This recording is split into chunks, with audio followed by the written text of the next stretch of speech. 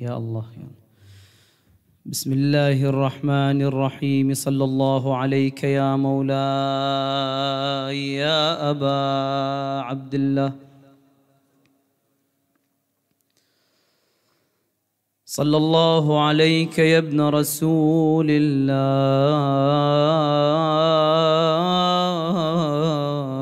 يا عبرة المؤمنين.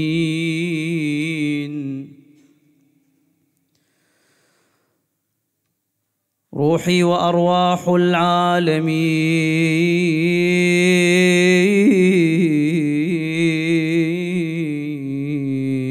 لك الفداء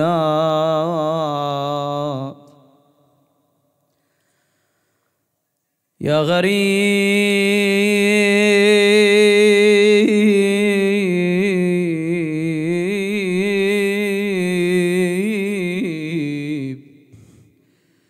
يا مظلوم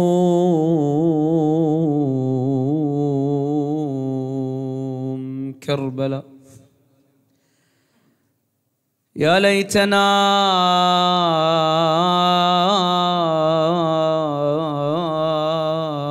كنا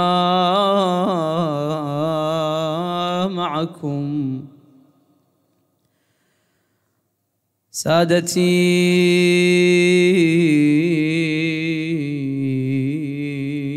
فنفوز فوزا عظيما.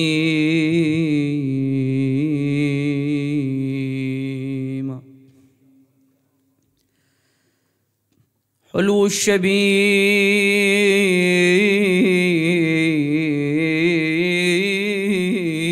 يا لهفي عليه دواء. حلو الشبيبة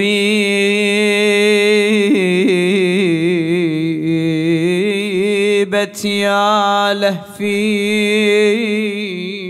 عليه دواء. من بعد إيناعه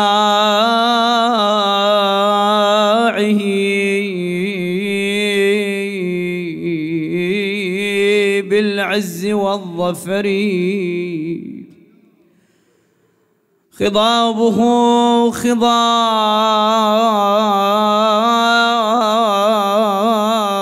الدم والنبل النثار. وقد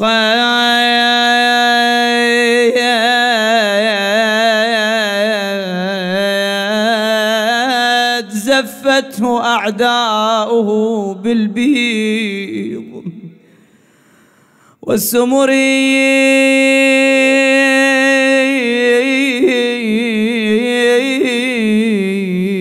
ما اخضر عارضه ما دب شاربه. ما اخضر عارضه ما دب شاربه. لكن جرى القدر الجاري على القدر لابن الزكي ألا يا مقلة فجري من الدموع دما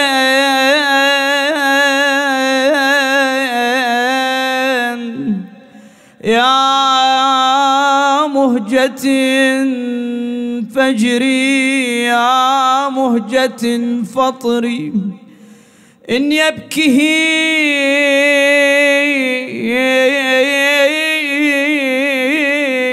عمه حزنا لمصرعه. إن يبكه عمه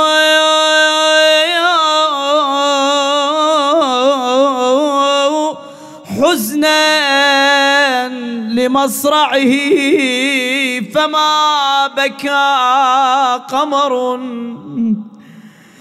إلا على قمري يا ساعد الله قلب السبط ينظره مخضبا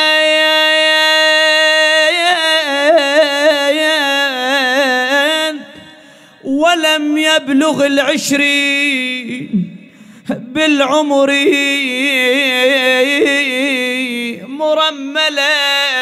مرملا مذ رأته رملة صرخت مرملا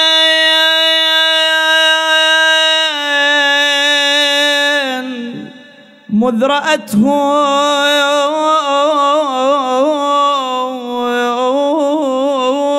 رملة صرخت يا مهجتي وسروري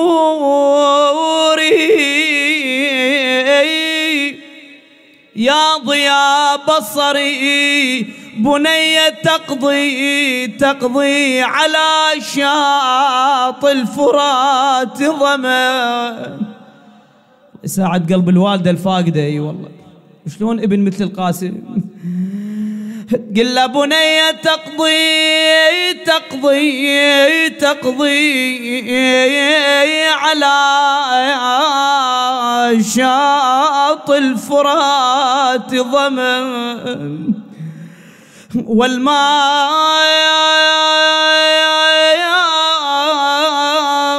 والماء أشربه صفوا بلا كدري بني في لوعتي خلفت والدته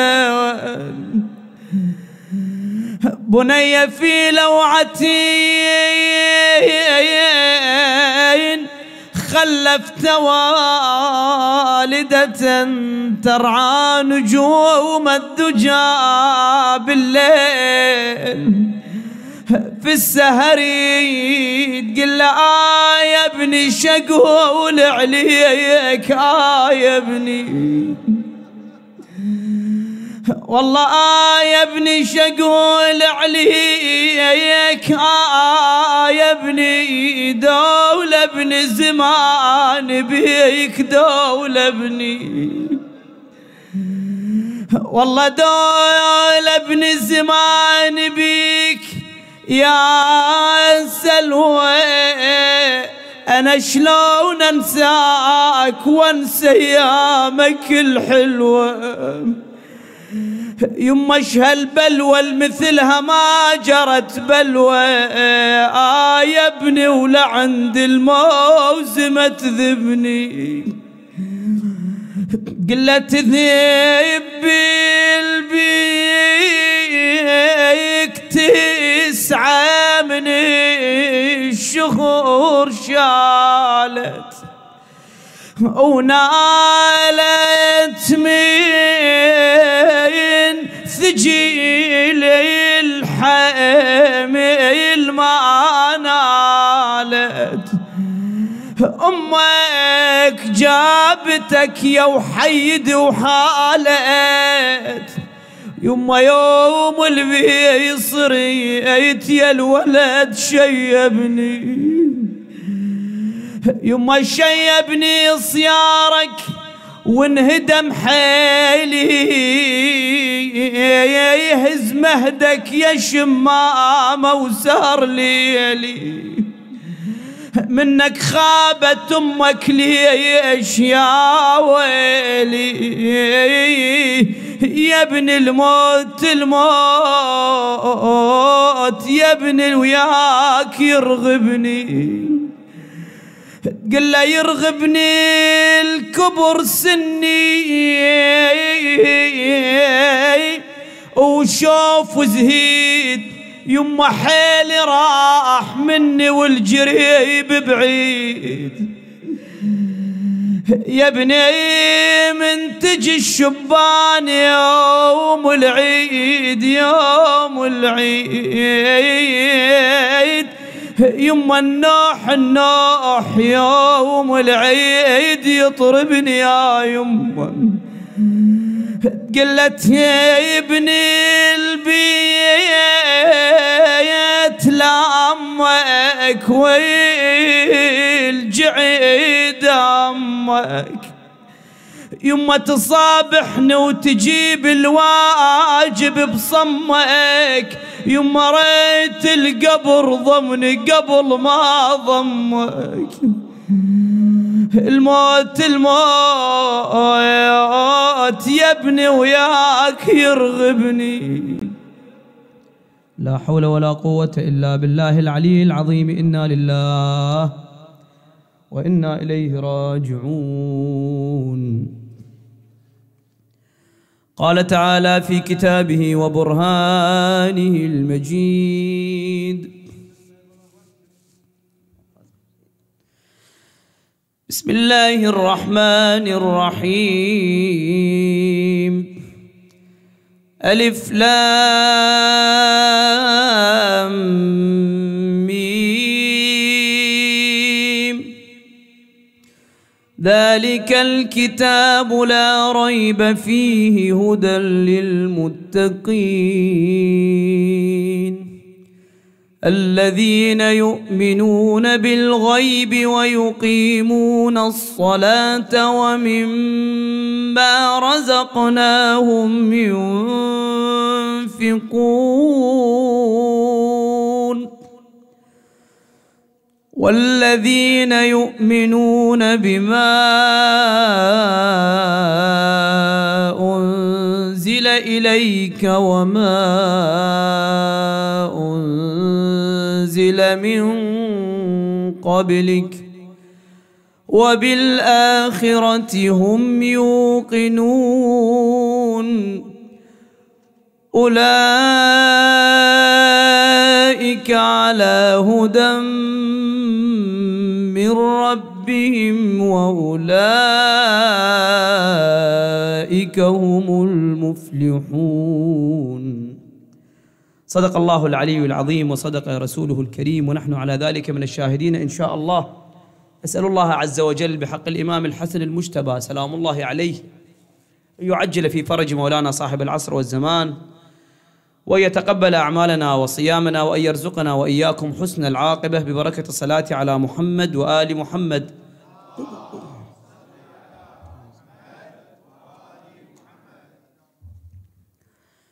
الإيمان بالغيب هو أساس الدين في العقيدة وفي الشريعة وفي الأخلاق. أصلاً أيها الأحباب الدين قائم على الإيمان بالغيب، العقيدة قائمة على الإيمان بالغيب. ولهذا تشوف الماديين اللي يؤمنون فقط بالحس بما تدركه الحواس جمدوا على الحواس وحرموا أنفسهم من خير كثير ومن علم كثير، حرموا أنفسهم من خير الدنيا وخير الآخرة لأنهم جمدوا على المادة، جمدوا على الحس، على ما تدركه الأبصار، تدركه حاسة اللمس وحاسة الشم والحواس، فجمدوا على المادة وجمدوا على الإدراكات الحسية وحرموا أنفسهم من المقامات المعنوية والأمور الغيبية اللي هي تعتبر من أساس الدين. الدين قائم على الإيمان بالغيب. ولهذا أيها الأحباب شوف أنه مثلا بالنسبة للعقائد التوحيد قائم على الإيمان بالغيب. نحن لا ندرك الله عز وجل بمن؟ بالحواس. لا تدركه الأبصار وهو يدرك الأبصار وهو اللطيف الخبير. ليش؟ إن احنا يعني تكويننا عاجز عن إدراك كنه الله عز وجل ومعرفة ذات الله عز وجل. الله عز وجل خلقنا بهاي الكيفية. القابل ما يقدر، القابل احنا ما نقدر، ما عندنا إمكانية أن ندرك الله عز وجل. ولهذا فتح لنا في كل العقائد في الأديان السماوية جميعا أنه الدين قائم على ماذا؟ على الإيمان بالغيب. التوحيد هو غيب، الله عز وجل غيب بالنسبة لنا. بل احنا في زماننا حتى النبوة والإمامة تعتبر إيمان بالغيب.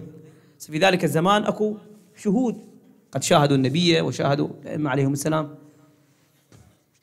لكن احنا بالنسبة لنا الآن يعتبر إيمان بالغيب، ولهذا فصل القرآن الكريم وقال ذلك الكتاب لا ريب فيه هدى علما للمتقين. من هؤلاء المتقين؟ الذين يؤمنون بالغيب. طبعا الإسلام أيها الأحباب يشير إلى أحيانا الإسلام يتكون من عقائد ومن شريعة، فروع يعني أصول وفروع شريعة وأخلاق.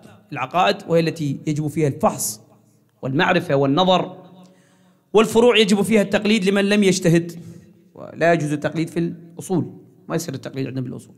لكن بالفروع بما أنه إحنا ما نقدر نستنبط أحكام شرعية، فكون نرجع علما للمختص الذي له ملكة الاستنباط. وأخلاق، هذا الإسلام عقيدة شريعة وأخلاق، هاي الأمور الثلاثة.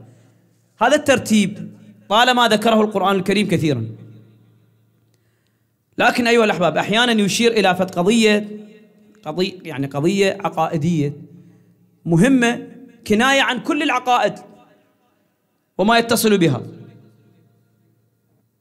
ويذكر كذلك قضية عبادية مهمة تعتبر عمود، كناية مو فقط يقصد بها هاي العبادة، يقصد به كل العبادات. وكذلك يذكر خلق رفيع عالي كناية عن كل الأخلاق، مثل ما هنا الآية القرآنية قال الذين يؤمنون بالغيب. هنا الغيب يعني كل العقائد القائمة على الغيب، يعني التوحيد والعدل والميعاد. التوحيد يتفرع منه العدل والميعاد والنبوة والإمامة. كنا عن يشتركن بمن؟ هذا مشترك بيناتهم، الإيمان بالغيب. ويقيمون الصلاة، هاي كناية عن الفروع، عن الأعمال، كل الأعمال كنا عنها بالصلاة لأهمية الصلاة، لأن الصلاة شبيهة، إن قبلت قبل ما سواها، إن ردت رد ما سواها. فما قال الفروع وكذا، قال الصلاة كناية عن كل شيء لأهمية الصلاة في ومركزية ومحورية الصلاة في العبادات. ومما رزقناهم ينفقون، إشارة إلى أعلى درجات الأخلاق وهو البذل والكرم والإنفاق. البذل والكرم والإنفاق هو أعلى درجات شنو؟ الخلق. ولهذا الكريم دائما تلقى شجاع، والكرم شجاعة أصلا. تلقى غيور، يعني هو لو ما عنده غيره ما يصير كريم على غيره. تلقى غيور، تلقى شجاع، تلقى سخي، تلقى ودود، تلقى لطيف، تلقى كل الصفات الأخلاقية موجودة عند الكريم دائما. ولهذا كنا عن الإنفاق عن كل الأخلاق.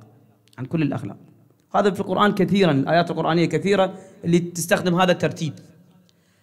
دول المتقين الذين يؤمنون بالغيب يقيمون الصلاة ومما رزقناهم ينفقون.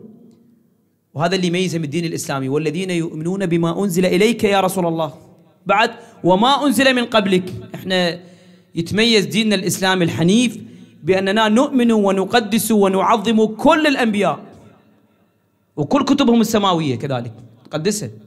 الكتب الصحيحة اللي لم تحرف، كل آمن الرسول بما أنزل إليه إلى آخر الآيات في سورة البقرة. كل آمن بالله بعد وملائكته وكتبه ورسله. كل الأنبياء عندنا نؤمن بأنه حجر على حجر، خط أصيل، احنا نتصل بخط أصيل، خط نبوة وخط أوصياء وأمة إلى آدم. نؤمن بجميع الأنبياء وما أنزل من قبلك. هذا شوف، هذا الإيمان، هذا إيمان بالغيب. بعد وبالآخرة هم يوقنون، هاي إشارة علما للميعاد. بالآخرة هم يوقنون. أنا كلها راح أقدمها مقدمات هاي الآية القرآنية حتى أوصلك إلى دولة العدل الإلهية، مظاهر وجوانب دولة العدل الإلهية بقيادة صاحب العصر والزمان، حتى نعرف بعد خريطة عملنا. هنا أشار علما للميعاد. ولهذا أيها الأحباب شوف الملحدين الآن أو مدعين الإلحاد، لأن هو حقيقة إلحاد حقيقي بالمجتمع ما عندنا، أكو مغالطات نقدر نسميها مغالطات. إلحاد حقيقي ماكو. كل همهم يكرسون كل همهم في ضرب الميعاد أكثر شيء. يضربون الميعاد ليش؟ من خلال ضرب الميعاد، من يزعزعون عقيدة الميعاد عند الشباب، بعد يقدرون يسيطرون على كل شيء، يسيطرون على كل شيء. لأن عدم الإيمان بالميعاد بعد شو يسوي هذا؟ لما إنسان الآن أي إنسان ما عنده إيمان بأنه أكو بعد حساب وأكو جنة وأكو نار وأكو ميعاد، يصير عنده اعتقاد أنه حال كل بهيمة الآن موجودة على وجه الأرض تموت وتصير تراب وكل شيء ينتهي. هذا خطر جدا خطر. ولهذا كل همهم انه شنو؟ كل الشبهات الان شبهات الملحدين 80% شنو عليه؟ من على قضيه الميعاد، ماكو غيرها. ليش؟ حتى الشاب ينحرف، وهم هذا اللي يريد لفت حجه ينحرف بيها، ما يريد قيود شرعيه قيود دينيه، شو يسوي؟ يروح يشلب بذولي حتى شنو؟ حتى ياخذ راحته. يعني هذا مني بعد ما يؤمن بالميعاد يقول لك انا ميت، فخلي اتونس، شنو ببالي اسوي؟ شنو؟ بل يريد الانسان، هذا ذكر القران، بل يريد الانسان ليفجر امامه. لما قضيه الميعاد والتقوى الانسان كل شيء يسوي، يقتل، يشرب الخمر، اجلكم الله، الفحشاء والمنكر، كل شيء يسوي. يقول لك انا راح اموت بعد واصير حال تراب بعد، شو خلي ذني الامور اللي بنفسي اسويهن؟ ولهذا شوف قد خطر القضيه، فهم يركزون على ضرب الميعاد، ضرب الميعاد. طبعا هي الامور كلها ردوها اهل البيت عليهم السلام. من ضمن الاشكالات اللي على قضيه الميعاد مثلا هذا ابن ابي العوجاء اللي دخل على الامام الصادق عليه السلام. هذا ابن ابي العوجاء مجموعه وياه ذولي زنادقه ملحدين، كل سنه بموسم الحج يجمعون اشكالات ويجون للامام الصادق يهدمها الامام الصادق، يشردهم. فبدا يناقش الامام بمن بالميعاد، الروايه طويله ناخذ محل الشاهد. الميعاد كذا، اثبت الميعاد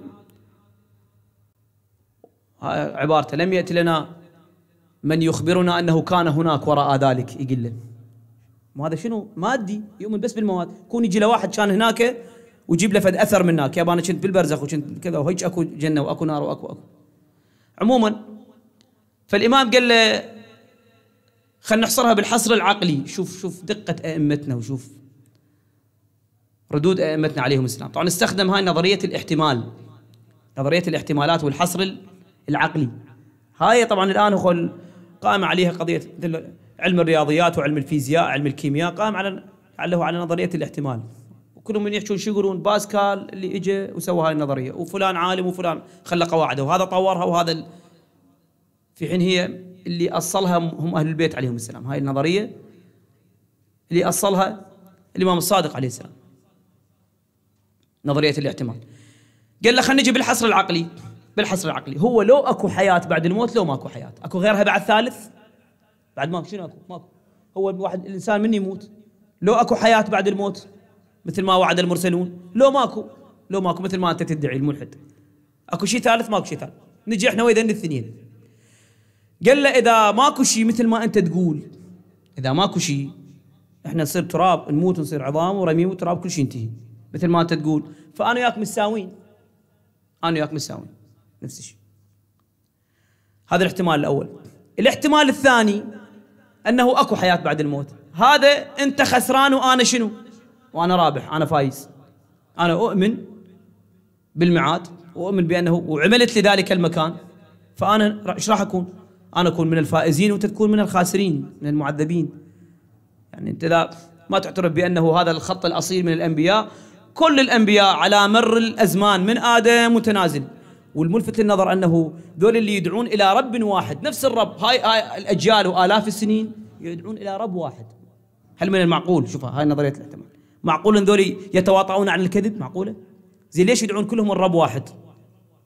الشريعه والرب والتوحيد يدعون الى الله عز وجل، من ادم الى نوح الى ابراهيم الى كل انبياء الله عز وجل.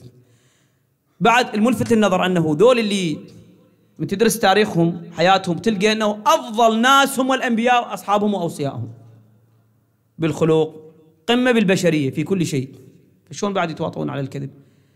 فبالتالي يكون اذا الاحتمال الثاني انه اكو حياه بعد الموت، فانا كل الاحتمالات انه انا الفايز، انا اكون ناجي وانت تكون معاقب. والعقل يحكم بوجوب دفع الضرر.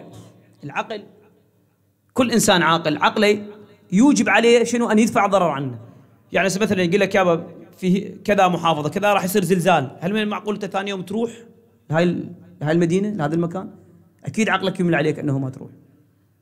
يابا هذا المكان بها غاز سام مثلا، هذا المكان بكذا يورانيوم، نستجير بالله. اكيد كل انسان عاقل ما يروح ذاك المكان، ما يروح. ليش؟ لان العقل يوجب عليه ان يدفع شنو؟ الضرر عن نفسه. فذول اللي كلهم يخبرون عن النار ومن يعذب فيها اذا كان مسيئا وقاتلا وشاربا للخمر ومرتكبا للفجور محلل لما حرم الله. لازم عقلك يوجب عليك أن شنو؟ أولا وجوب النظر والمعرفة، لازم تدور عن الحق. ثانيا وجوب دفع الضرر، دفع الضرر تكون بعد تتقي هاي الأمور اللي تبلغ بها الدين. فسكت هذا بعد، شو يقول للرسول؟ يعني لو هاي ماكو غيرها، سكت. عموما فيأكدون عليه على قضية المعاد من أخطر الأمور. بس هي مشكلة أصحاب الكهف شنو؟ أصحاب الكهف اللي كانوا وزراء ونبذوا كل ما عندهم، نبذوا الدنيا بما فيها، ما كانوا من علية القوم كانوا. ليش هم طلعوا على المجتمع وطلعوا على الوالي؟ لأن كان ما يؤمنون بالمعاد الجسماني، دول ما كانوا يؤمنون بالمعاد. فالله ضربهم مثل إلهم، ضربهم مثل إلهم أهل الكهف. أيها الأحباب، في هذه الآية القرآنية أولئك على هدى من ربهم، ذول اللي هم المتقون، في تفاسير أهل البيت وروايات أهل البيت أنها اختصت بمن آمن بالثقلين بكتاب الله وولاية أمير المؤمنين شيعة أهل البيت عليهم السلام. رواية مجمع عليها عند الجميع أن النبي كان جالس في أصحابه، كان النبي جالسا في أصحابه ثم بكى، النبي بكى، فقالوا يا رسول الله مما بكاؤك؟ طبعا هو تلا هذه الآيات، ذلك الكتاب لا ريب فيه هدى للمتقين إلى آخره، تلا هذه الآيات. مما بكاؤك يا رسول الله؟ قال ما أشوقني إلى أحبابي وإخوتي وأصحابي. أحبابي وإخوتي وأصحابي من هم ذولي؟ إحنا؟ قال لهم لا، ذولي أحبابي اللي أنا أبكي شوقا لهم. هاي بشارة لكم طبعا، اللي النبي يبكي شوقا لهم. من آمنوا بي دون أن يروني. شوف هذا شنو إيمان بي؟ من إيمان بالغيب، صار إيمانهم أعلى.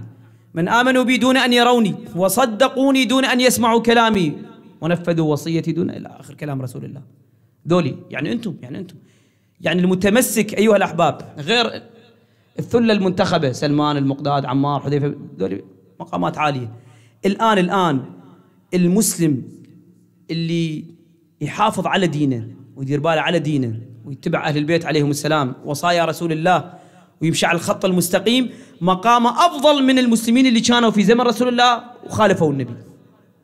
وهذا مو بس كلامنا احنا، موجود في كتب المسلمين جميعا. الإنسان المؤمن بهاي التحديات الآن اللي موجودة والانحرافات اللي موجودة ويثبت على الدين، لأن أولا هناك كانت الحجة أقوى. الناس كانوا يشوفون علي بن أبي طالب بعيونهم، شافوا النبي بعيونهم وسمعوه بذاناتهم، مو قضية غيبية بالنسبة مثل ما احنا، بذاناتهم يسمعون الصوت. ورفع ايد أمير المؤمنين وقال من كنت مولاه فعلي مولاه، وخالفوا علي بن أبي طالب، التاريخ يشهد. أما الآن هذا اللي متمسك، سمعنا ممن سمع عن رسول الله، اللي وصلنا تراث أهل البيت وآمنا به تيقنا به، هذا المتمسك بدينه والمحافظ على أخلاقه، على عقيدته وعبادته وأخلاقه في هذا الزمان، متمسك بكلام رسول الله وولاية أمير المؤمنين، أفضل ممن شهد المكان بجوارحه بعينه والحجة عليه أقوى، النبي موجود وبعينه يشوفه وخالف الرسول. هذا يجري طبعا حتى بعض أصحاب الأئمة اللي انحرفوا، مثل الواقفة مثلا الإسماعيلية في زمن الإمام الكاظم، الفطحية كذلك، الواقفة اللي وقفوا على الإمام الرضا عليه السلام، وهلم جرا اللي انحرفوا بالغيبة الصغرى، دول في عصر النص وانحرفوا. هذا المتمسك الآن أفضل منهم بكثير. فالغيب أيها الأحباب حسب نظرية الجري والتطبيق اللي ذكرناها قبل أيام، أنها تطبق على مصادق كثيرة. من مصادق الغيب هو الإمام الحجة عجل الله فرجه الشريف، والإيمان به غيب. الإيمان بالإمام الحجة غيب، اللي يسلم قلبه للإمام الحجة هذا إيمان بمن بالغيب. مو أنا أقول، إمامك الصادق يقول في كثير من الروايات. أهم الروايات ذكرها الشيخ الصدوق في تفسير هذه الآية في كتاب كمال الدين وتمام النعمة. الشيخ الصدوق يذكر، يقول سئل الإمام الصادق عليه السلام في هذه الآية الذين يؤمنون بالغيب ويقيمون الصلاة ومما رزقناهم ينفقون، قال المتقون هم شيعة علي عليه السلام. صلوا على محمد وآل محمد. بعد والغيب هو الحجة الغائب عجل الله فرجه الشريف، هذا الإيمان بالغيب. وشاهد على ذلك، هنا الإمام راح يتبرع، بعد يتبرع بالبيان، يجيب آية قرآنية تعضد شنو المسألة. إيش قال؟ قال وشاهد على ذلك من القرآن بسم الله الرحمن الرحيم ويقولون لولا أنزل عليه أنزل عليه آية من ربه فقال إنما الغيب لله فانتظروا إني معكم من المنتظرين. يعني أن ظهوره غيب ومن آيات الله. ظهور الإمام هم غيب، دولة الإمام هم غيب من غيب الله عز وجل، فهو الإيمان بالغيب. كذلك أيها الأحباب الرواية اللي ذكرناها قبل أيام، أحمد بن إسحاق القمي، هذا اللي دخل على الإمام العسكري سلام الله عليه. وهذا أحمد بن إسحاق القمي كان قلنا بعد كبير الشيعة في قم، كان هو زعيم الحوزة في قم، وكيل الإمام الهادي، وكيل الإمام العسكري. ودخل للإمام العسكري سئل عن الإمام الغائب من بعده، الإمام من الإمام من بعدك؟ وذكرت لكم أنه جابه إليه وشافه وكذا إلى آخره. إيش قال له الإمام؟ قال له مثله مثل الخضر وموسى وإدريس، عدد الأنبياء اللي يشابهون الإمام سلام الله عليه. ثم قال خذ ما آتيناك يا أحمد فإنه أمر من أمر الله وغيب من غيب الله. هذا الشاهد الثاني. يعني الإمام الحجة شنو؟ غيب من غيب الله عز وجل. فالإيمان بالغيب بعد شنو؟ من مصادق الإمام الحجة عجل الله فرجه الشريف. غيب من غيب الله. خذ ما آتيناك فإنه أمر من أمر الله وغيب من غيب الله تكن من الشاكرين بعد وتكن معنا في عليين. يعني إذا توصل الجنة عليين عن طريق شنو؟ عن طريق الإيمان بالإمام الحجة عجل الله فرجه الشريف، تحصل هذا المقام هناك جنة عليين. هذا إمامك العسكري يقول. والرواية هم يذكرها الشيخ الصدوق في كتاب الخصال وفي كتاب كمال الدين وتمام النعمة، رواية صحيحة ومستدة ومشهورة عندنا. غيب من غيب الله، يشبه بالأنبياء جميعا. ثم أنه فكرة الانتظار، ترى القرآن كله بالنسبة للأنبياء عبارة عن انتظار. فكرة الانتظار هي مو فكرة ترى يعني مستهجنة وفشية غريبة، بل فكرة المصلح العالمي والمنقذ العالمي والمصلح الديني في جميع الأديان حتى في الكتب القديمة. يعني الصينيين مثلا تقرأ في تراث الصين مثلا، الهنود، الأحباش في ذاك الزمان جميعا، الصابئيون مثلا، بل ديانات الثلاثة الكبرى وهي اليهودية المسيحية والإسلامية، فكرة المنقذ العالمي موجودة متواترة. ذكرها هم رجل مو مسلم، هم اللي ذكرها اللي يحب يراجع أيها الأحباب كتاب العقيدة والشريعة في الإسلام الجولد زيمر المجري، هذا في صفحة 210 تقريبا 10 صفحات، يحكي عن الأديان السابقة والأقوام السابقة والحضارات السابقة كلهم أنهم ينتظرون منقذ عالمي. القرآن يعج بهذه القضية. ترى كل الأنبياء منتظرين. ليش؟ لأن كل نبي كان يجي يبشر بقضيتين. أولا يبشر برسول الله محمد، صلى الله على محمد وآله، ويبشر بالنبي اللي يجي من بعده. ولهذا النبي الله موسى كان منتظر ولا ما منتظر؟ كان منتظر. أصلا بالروايات بني إسرائيل طلعوا بالصحراء يضجون وينحبون تعجيلا لفرج موسى. ولا أنا أسألك سؤال مثلا، يعني هذا فرعون هو ايش مدري أنه راح يطلع بهاي السنة يولد ولد ويكبر يأخذ الملك من عنده؟ ايش مدري؟ ترجع بعض المفسرين تضحك ما راح للكهنة وقال له شنو الكهنة؟ يعني أنا أسلم إنسان، أنا عالم ديني أسلم أمور للمشعوذين؟ لا، مو هيك القضية. ترجع الروايات أهل البيت مو قضية كهنة قال له لا، مثل ما احنا ننتظر الإمام المهدي عجل الله فرجه الشريف، ذولاك ذاك الزمان ينتظرون المصلح والمنقذ وهو موسى، ويدرون وكل الأنبياء اللي قبل موسى بشروا به لأن هو صاحب شريعة من أولي العزم. ولهذا كان منتظر وعلم بالأخبار يولد بهكذا ويطلع بهكذا زمان. فأمر بقتل جميع المولودين بذيك السنة. ومعروف القضية أنه الله عز وجل ما بين علامات الحمل على أمه أم موسى، ما بين علامات الحمل، مثل ما القضية في نرجس في رواية السيدة حكيمة ودى عليها بليلة ولادته قالها أحتاجك الليلة تبقين يم سيدة نرجس على مود شنو؟ ولادتها. فتعجبت ما عليها علامات الحمل، أخفى الله تلك. هذا الشبه الثاني بين موسى وبين صاحب الزمان. يضجون يبكون، طلعوا يطلبون من الله شنو؟ تعجيل الفرج لظهور موسى. بعد إدريس أقرب الأنبياء شبها بالإمام الحجة هو إدريس، أقرب روايات أهل البيت إدريس عنده غيبتان، غيبة صغرى وغيبة كبرى. بالروايات عندنا إدريس ممن رفعه الله عز وجل، غيبتين عنده. وصلوا مرحلة 500 إلى 600 سنة صارت العجائز تبشر النسوان الكبار، يبشر الشباب لا تجزعون، ترى أكو فرج. النبي إدريس راح يظهر بآخر الزمان، هم عندهم يعني هاي الغيبة الصغرى. وإجاهم إدريس وبقى فترة طويلة وأنقذهم من الطغيان، وبعدين رجع مرة هم غاب مرة أخرى. مسألة الانتظار ترى معروفة. عيسى كان منتظر على نبينا وآله وعليه السلام.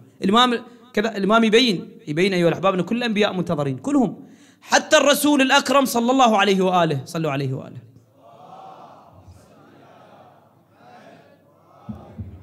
كان منتظر، وإلا هم جابهم اليهود شو يسوون؟ تركوا هاي بلاد الروم يعني أوروبا ما لذ وطاب والخيرات، وإجوا قعدوا بمكة. شو مكة صحراء صبخة، شو يسوون؟ إجوا قعدوا داير ما داير مكة وداير ما داير المدينة، شو يسوون؟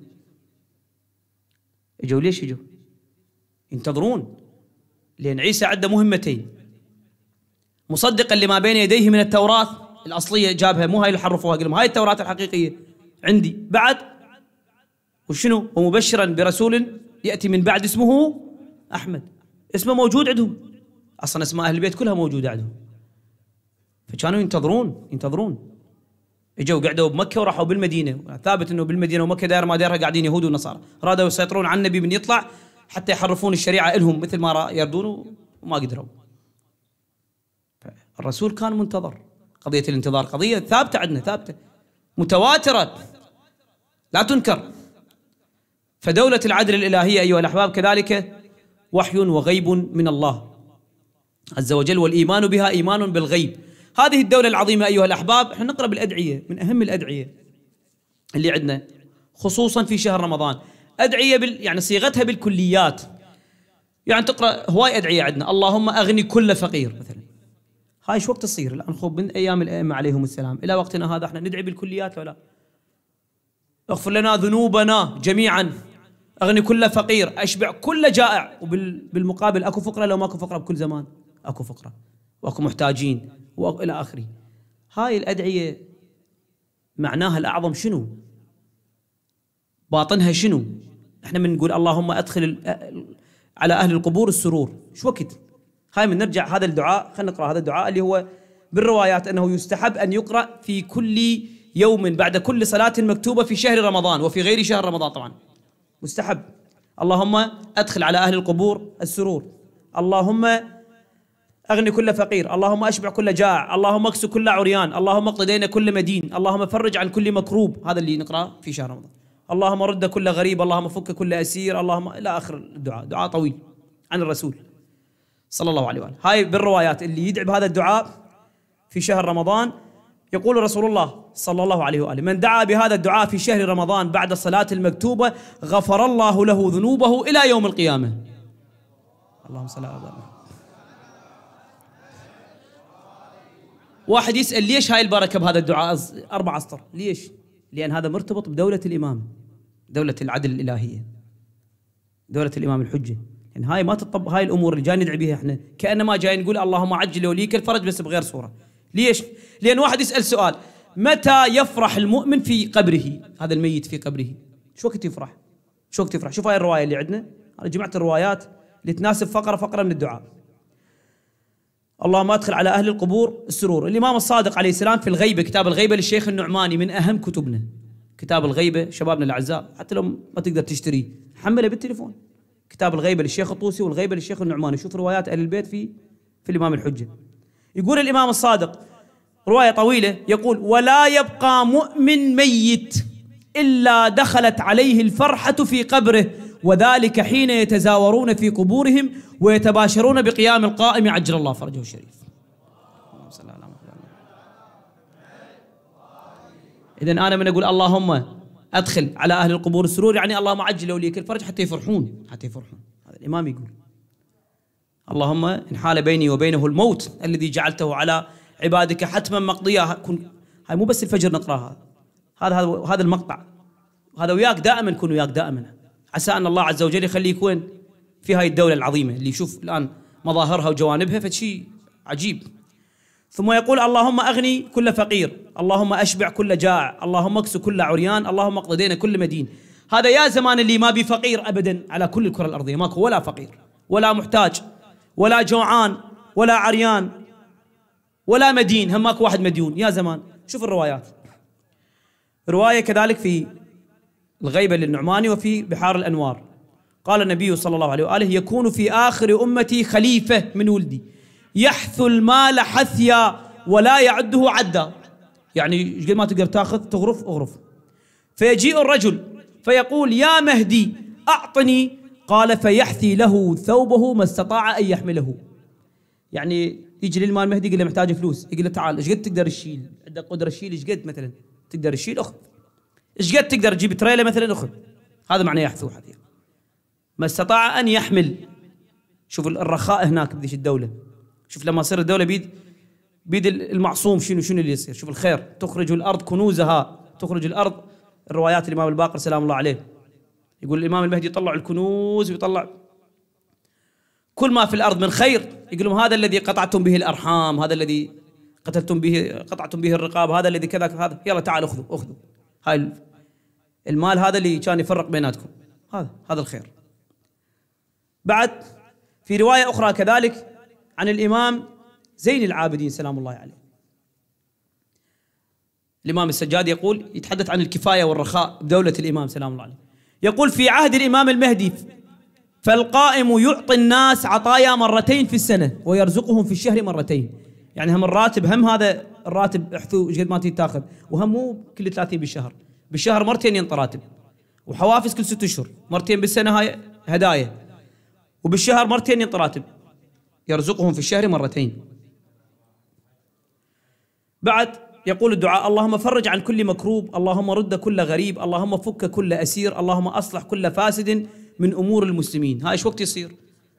لا فساد، لا واحد مكروب، لا واحد مهموم، لا واحد أسير، لا واحد مظلوم. ايش وقت؟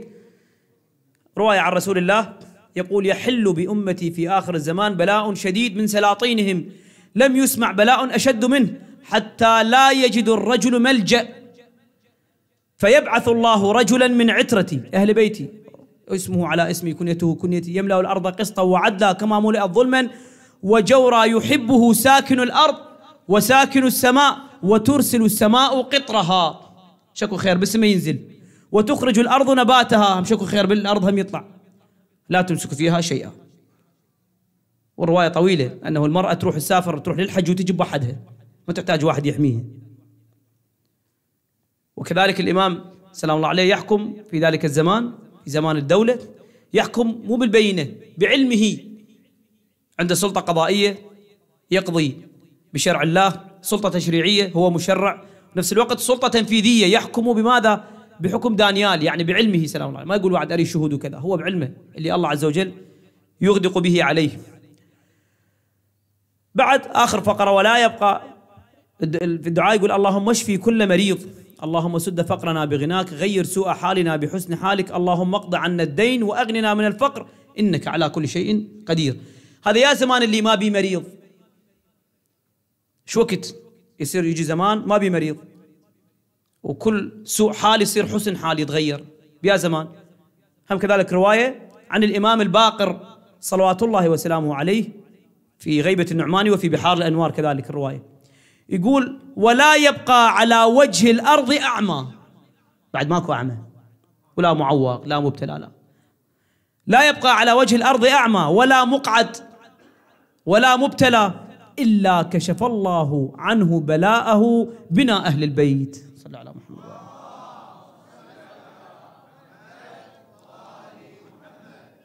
إذا المشكلة مو بس دول الملحدين اللي حرموا روحهم من هالخير هذا، لا، هواي فرق مسلمين، هواي نكروا الإمام المهدي ونكروا فضل الإمام وخير الإمام سلام الله عليه.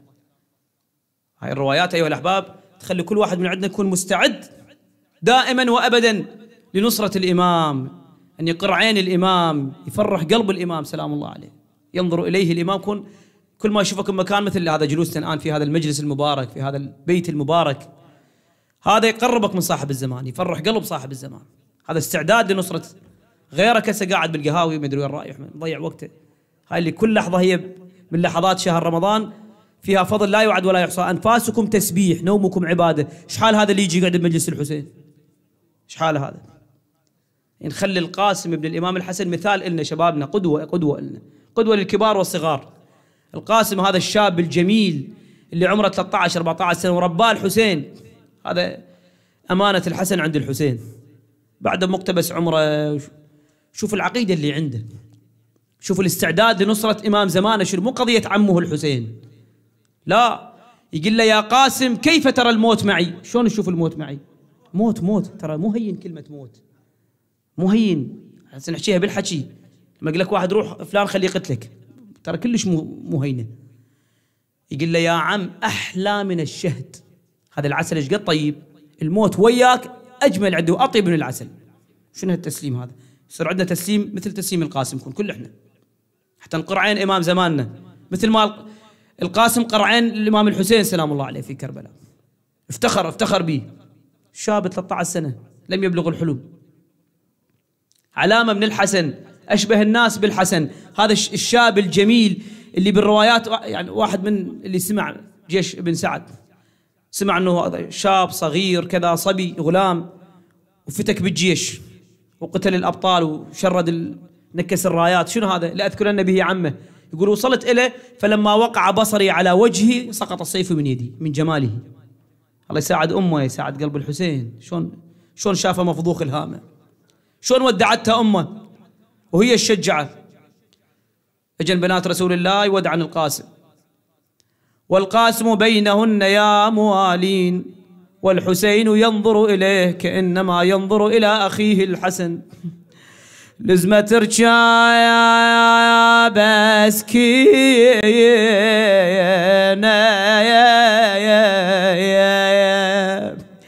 وعمته بخده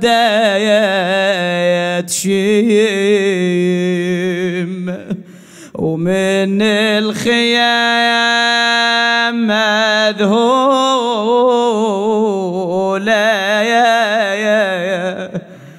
طلعت تنادي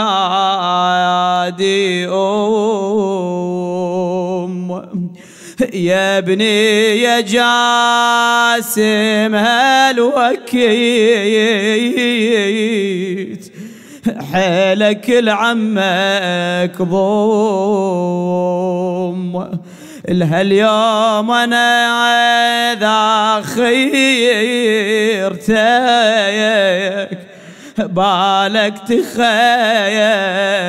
ظنوني، والله نادى وصيك يما وصيت سمعي لفظ جوابي، يما شبان لو شفتيهم بالله تذكر شبابي، عمي محروم من شم الهوى، والله محروم من شم الهوى من دون كل أصحابي، انتي وعمتي زينب لما أنا أغير نخوني. برز إلى القوم قاتلهم قتال الأبطال، نكس الرايات فروا من بين يديه، وهو ينادي إن تنكروني فأنا نجل الحسن سبط النبي المصطفى، سبط النبي المصطفى والمؤتمن، هذا حسين كالأسير المرتهن. يا موالين قاتلهم قتال الأبطال، ثم قامت الغبرة والحسين عيناه تلاحق القاسم، كان وجهه مراية يعكس صورة القاسم. انجلت الغبرة وإذا به يرى ابن أخيه ملقا على الرمضة مفضوخ الهام. ذهب إليه الحسين كشف القوم عنه. الله يساعد قلبك، كم مصيبة كم لوعة. قعد يمه، رواية تقول ضمه إلى صدره وكان يفحص برجليه، جعل ينادي ولدي ولدي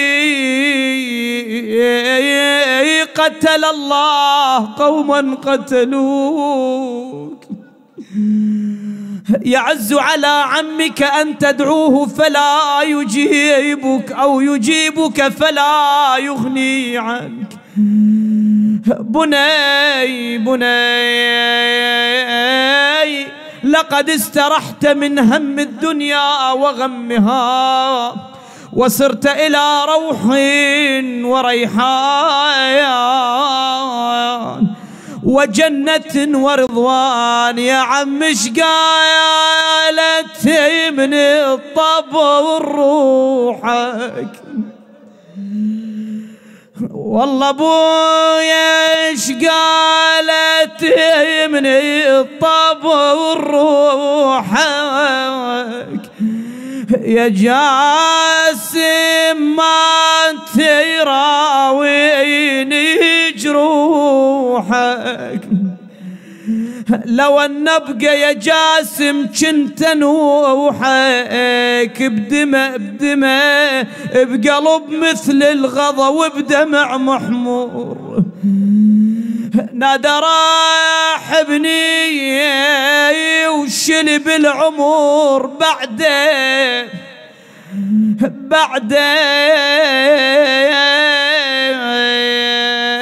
ورحل عني وعلي صعوب. بعده للما كمل 20، والله بعده وخذا من الزمان وقطع بي. حمله إلى المخيمات. حميد بن مسلم يقول ورجلاه يخطان في الأرض. ليش الحسين ما يقدر يشيله؟ بس قد هده مصرع القاسم. شوف كأنما الحسن أخوه، ولا هذا انكسر ظهره عليه. منحني وقد حمله ورجلاه يخطان في الأرض، أدخله في تلك الخيمة. شوف حال الحسين، منا الأكبر مقطع بالسيوف ومنا القاسم. تارة ينادي وولداه علي،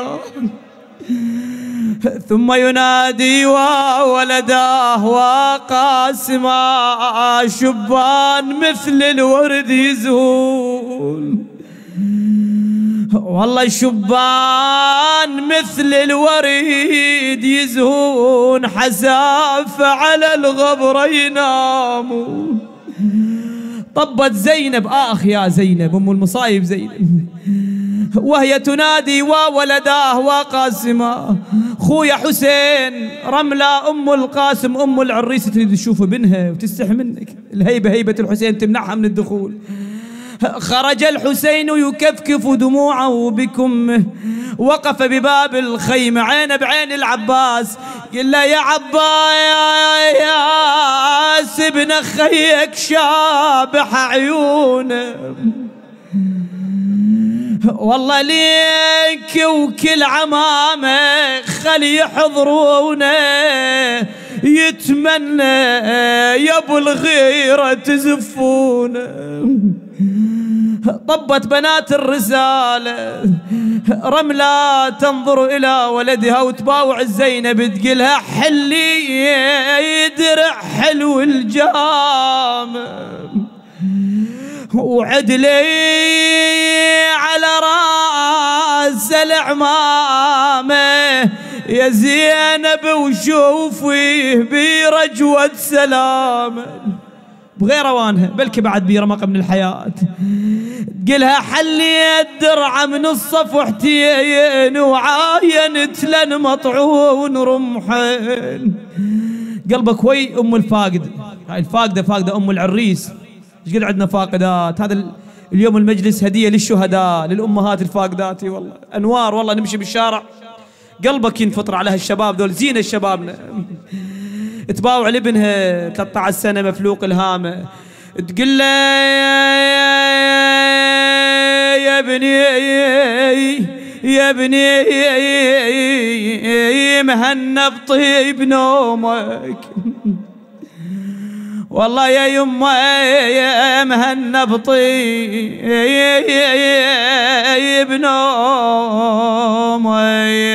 نومك. يا ابني يا ابني يا ابني عريان ومسلب هدومك، والله وحر الشمس حر الشمس غير رسومك يا يما. أنا تمنيت يومي قبل ويا الوالدة يا واليوم يا ابني وين الذي ياخذ علومك لابوك الحسن واهلك وقومك. تقول له يا ابني يما جهاز العرس بيدي واللي ميته يما واللي ميته وكاروك لوليدك شريته يا يما يا عرسك شقد ناطريته وقلت بيك الحسن ينترس بيته.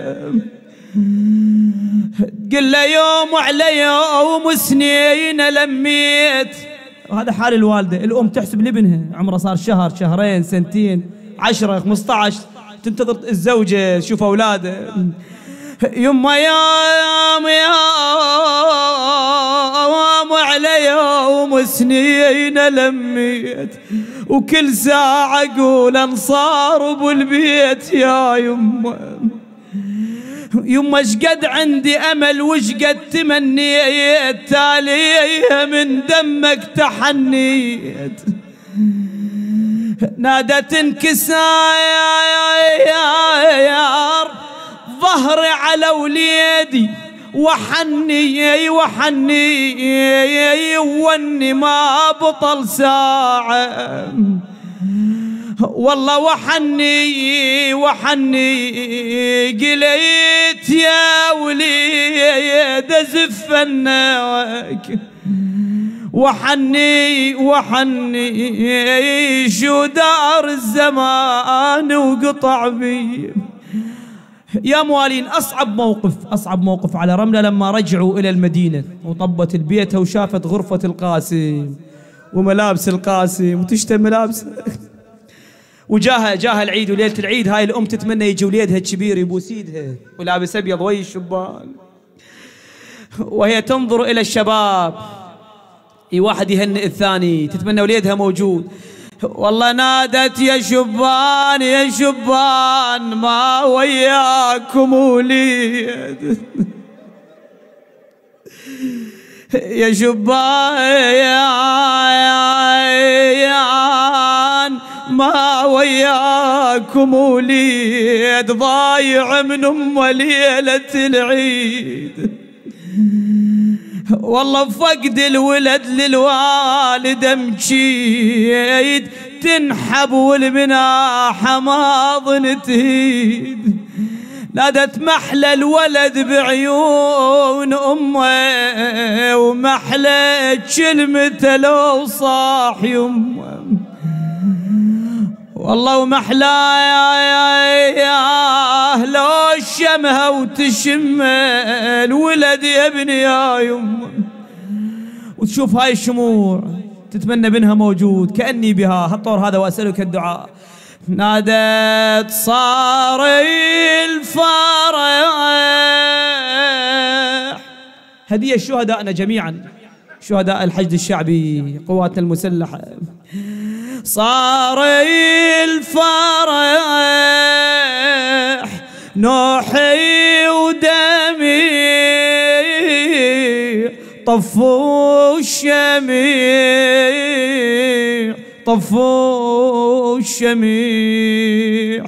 ابني انذبح المنتشيع طفوا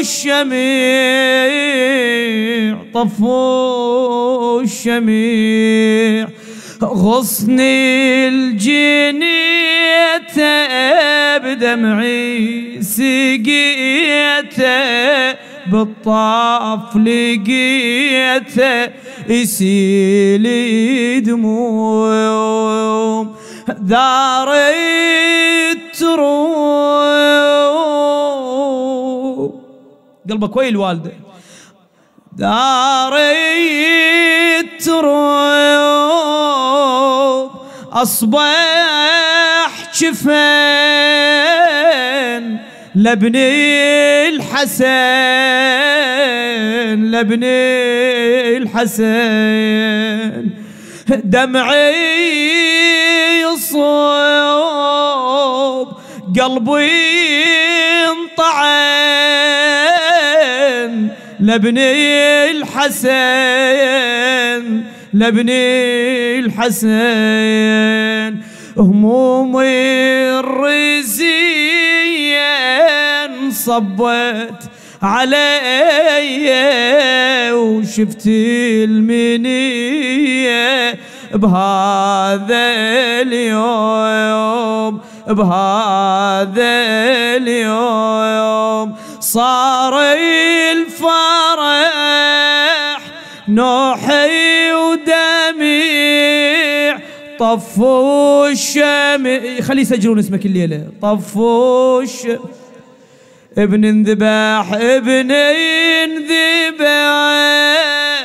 المن تشيع طفوا الشميع نادت غصني الجنية بدمعي سقيته بالطاف لقيته سيلي دموم سيلي دموم أبكي لشبان بعرصة كربلاء إن شاء الله جميعا. بسم الله الرحمن الرحيم. اللهم عجل لوليك الفرج اللهم عجل لوليك الفرج اللهم عجل لوليك الفرج اللهم عجل لوليك الفرج اللهم عجل لوليك الفرج اللهم بحق محمد وآل محمد تقبل أعمالنا يا الله تقبل صيامنا اللهم شافي وعافي كل مريض اقضي حاجة كل محتاج يا الله بحق صاحب الزمان عجل الله فرجه اللهم اجعلنا ممن تنتصر به لدينك مع صاحب الزمان اللهم واجعلنا من أنصاره وأعوانه والمستشهدين بين يديه اللهم أرنا تلك الطلعة الرشيدة والغرة الحميدة يا الله لا تحرمنا من إمام زماننا بحق محمد وآله الطاهرين مريض ومن عنده مريض اللهم من عليهم جميعا بالصحة والسلامة والعافية الجالسين جميعا اللهم وفقهم لكل خير وارزقهم خير الدنيا وخير الآخرة المؤسسون لهذا المأتم الشريف اللهم تقبل أعمالهم سجلهم في سجل خدمة الحسين وفقهم لكل خير وارزقهم خير الدنيا وخير الآخرة إلى أرواح أمواتهم أمواتكم أجمعين من مات على ولاية أمير المؤمنين بالخصوص إلى شهدائنا الأبرار إلى علمائنا الماضين إلى خدام الحسين بالخصوص إلى خادم الحسين الحاج جاسم المنصوري رحمة الله عليه رحم الله من قرأ الفاتحة تسبقها الصلاة على محمد وآل محمد